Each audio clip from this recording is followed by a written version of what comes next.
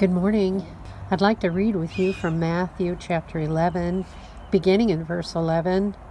This is from the Living Bible. Truly, of all men ever born, none shines more brightly than John the Baptist. And yet even the lesser lights in the kingdom of heaven will be greater than he is. And from the time John the Baptist began preaching and baptizing until now, ardent multitudes have been crowding toward the kingdom of heaven.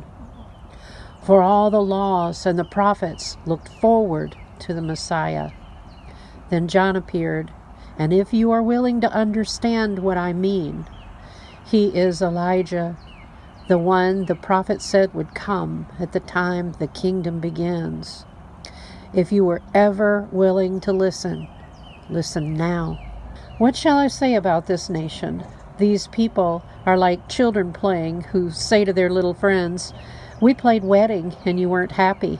So we played funeral, but you weren't sad." For John the Baptist doesn't even drink wine and often goes without food, and you say he's crazy. And I, the Messiah, feast and drink, and you complain that I am a glutton and a drinking man and hang around with the worst sort of sinners. But brilliant men like you can justify your every inconsistency.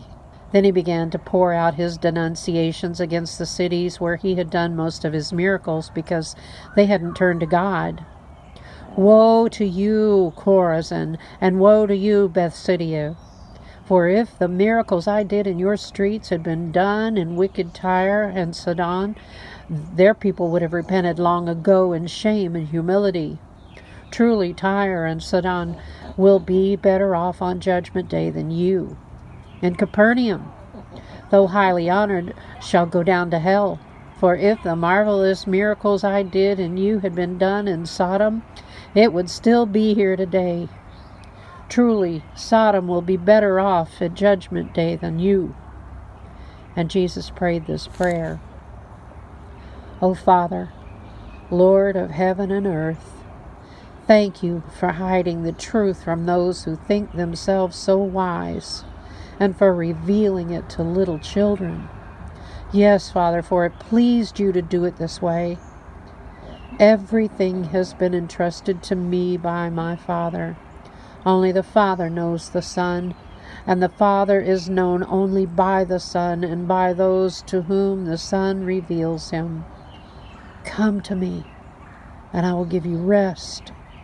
All of you who work so hard beneath a heavy yoke, wear my yoke, for it fits perfectly.